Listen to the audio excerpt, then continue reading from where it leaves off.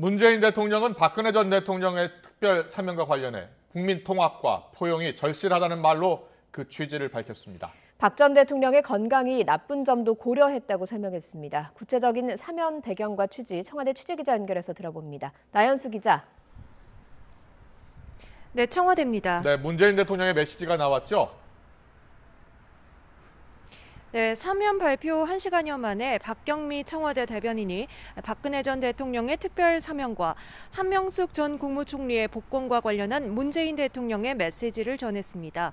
문 대통령은 지난 시대의 아픔을 딛고 새 시대로 나아가야 한다며 이제 과거에 매몰돼 서로 다투기보다는 미래를 향해 담대하게 힘을 합쳐야 할 때라고 말했습니다. 특히 우리 앞에 닥친 숱한 난제들을 생각하면 무엇보다 국민 통합과 겸허한 포용이 절실하다고 강조했습니다. 박 전 대통령의 경우 5년 가까이 복역한 탓에 건강 상태가 많이 나빠진 점도 고려했다고 설명했습니다. 문 대통령은 이번 사면이 생각의 차이나 찬반을 넘어 통합과 화합, 새 시대의 개막의 계기가 되기를 바란다며 사면에 반대하는 분들의 넓은 이해와 해량을 부탁한다고 덧붙였습니다. 네, 올 초까지만 해도 문 대통령이 사면 여부에 대해서는 분명하게 선을 그었는데요. 그동안 청와대 내부에 기류 변화가 있었습니까? 네, 사실 오늘 발표는 다소 전격적입니다. 문 대통령의 고심이 마지막까지 거듭됐기 때문에 청와대 핵심 참모들조차 어떻게 진행되는지 알지 못했다는 전언입니다.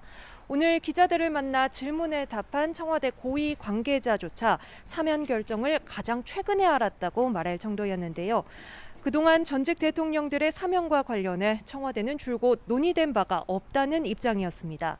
문 대통령 역시 올해 초 더불어민주당 이낙연 전 대표가 사면론을 꺼냈을 때 지금은 사면을 말할 때가 아니라고 선을 그었습니다.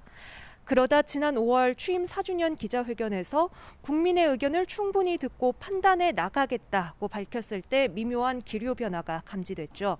청와대 관계자는 지금까지는 이 사안을 두고 문 대통령과 참모들이 한데 모여 토론한 적은 없었다고 밝혔습니다.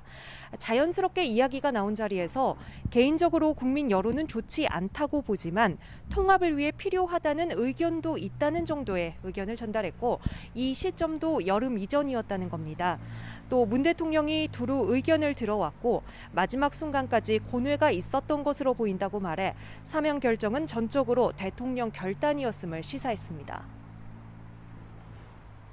네, 더불어민주당이나 이재명 대선 후보와 과연 교감이 있었는지도 관심이고요. 또 박근혜 전 대통령은 사면됐는데 이명박 전 대통령은 안 되는 기준 같은 것도 있었습니까? 네, 일단 공식적으로 정당이나 특정 정치인과의 협의는 없었다는 입장입니다. 정치인과 자주 소통할 기회가 있는 참모도 근래 들어서는 엄정 중립이라는 대원칙 때문에 만남 자체를 자제하고 있고 이번 결정과 관련해 따로 의견을 모으거나 전달한 일이 없다는 겁니다. 다만 분명한 건 선거 관련한 고려는 일체 없었다며 오히려 선거에 대해 고려했다면 지금보다 더 좋은 타이밍이 있지 않을까 싶다고 말했습니다. 또 문 대통령이 남은 임기 중 사면 조치를 한다면 연말인 지금 또는 선거 후 당선자와 협의해서 하는 두 가지 경우가 있을 수 있는데 이번에 발표하게 된 건 박 전 대통령의 건강 문제를 고려한 것 같다는 설명도 덧붙였습니다. 이명박 전 대통령이 사면 명단에서 제외된 것과 관련해서는 경우가 많이 다르다고 본다며 여론조사상으로도 사면에 공감하는 여론 차이가 크다고 답했습니다.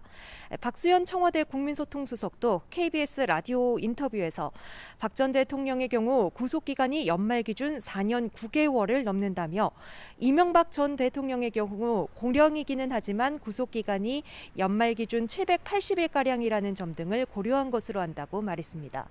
앞서 문 대통령이 후보 시절 경제인과 정치인의 사면을 배제하겠다고 했던 원칙에 위배되는 것 아니냐는 지적도 있는데 청와대는 헌법에 정해진 대통령의 사면권을 절제된 형태로 행사했다는 판단이라고 답했습니다. 지금까지 청와대에서 YTN 나연수입니다.